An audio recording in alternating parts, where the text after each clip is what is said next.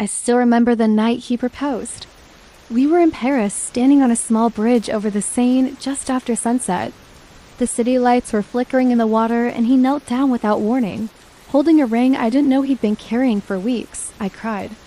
Not because I was surprised, but because it felt right. He was my best friend, my safe place, my everything. When I said yes, I believed in that word with every piece of my soul. We built a life slowly, moved into a tiny apartment with awful plumbing, and walls so thin we could hear our neighbors sneeze. We made it ours with secondhand bookshelves, coffee-stained rugs, late-night dance parties in the kitchen. He used to kiss my shoulder while I made tea. He'd tuck my hair behind my ear in the mornings like it was a habit. We were never flashy, but we were close, connected, or so I thought. It's strange looking back now, trying to pinpoint the first crack in the glass. At the time, it all felt so subtle. He started staying out later. Work dinners, he'd say, and I believed him. Of course I did. He was my husband. He began sleeping with his phone under his pillow. Started putting his Apple Watch on Do Not Disturb. Once I reached for his phone to check the time, and he snatched it back like I was holding a secret I wasn't supposed to see. That was the first time I felt it, that chill in the stomach. That whisper that something was wrong, but I ignored it. Because love makes you quiet when you should be loud. Then came the dreams. I started waking up in the middle of the night with my heart pounding. I couldn't explain why. Just anxiety. Fear with no name. He started pulling away in every way. Emotionally, physically. No more spontaneous kisses. No more late-night laughter.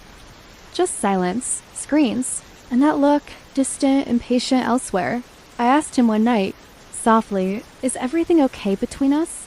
He smiled, kissed my forehead, and said, "Of course, why?" That's what hurt the most. Not the lie itself, but how easily he told it. Then came the trip. He said he was going to Chicago for a conference. 3 nights, nothing unusual. I helped him pack, pressed his shirts, kissed him goodbye like always, but that night I couldn't sleep.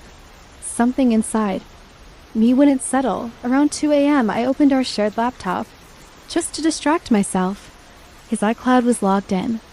Messages were syncing, and there it was, a photo of him in a hotel mirror, shirtless, a voice memo from a woman saying, "I can't wait to wake up next to you again." Her name was Emily. He'd saved her as E. I sat there staring at the screen, shaking. I couldn't cry, couldn't breathe. It felt like being submerged under ice, awake, but frozen. They'd been seeing each other for nearly 7 months. 7 months. While we shared meals, vacations, while he looked me in the eye and said, "I love you."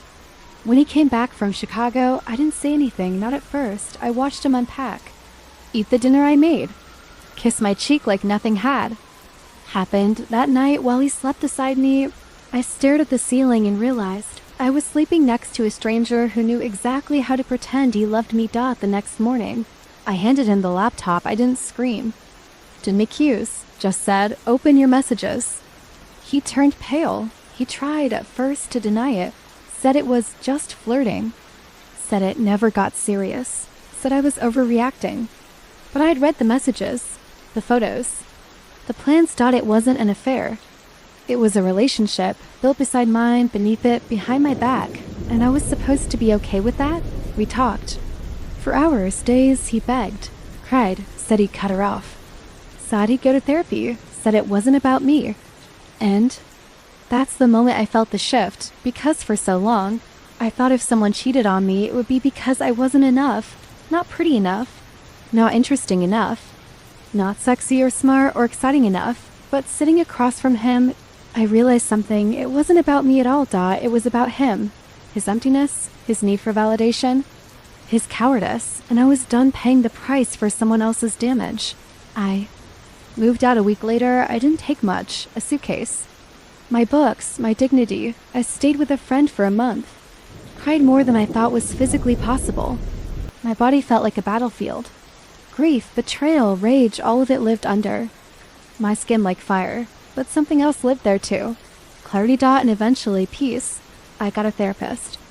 Started writing again, took myself to dinner. Deleted our photos, unfollowed his family. It wasn't easy. There were nights I missed him, or maybe just the idea of him. There were mornings I reached for my phone, forgetting there was no good. Morning text waiting, but I kept going. I learned how to be alone without being lonely, how to enjoy silence, how to breathe without bracing for pain. One day, months later, he messaged me. Said he was sorry, said he missed me, said he had ended things with her. I didn't reply, not because I hated him, but because I finally loved myself more than I needed closure. Now, when people ask if I believe in love, I say yes. But I believe in honest love, brave love, love that doesn't live in the shadows. And if that love never comes again, I'm still okay. Because I survived the storm and became my own shelter. He promised me forever, but I gave myself freedom.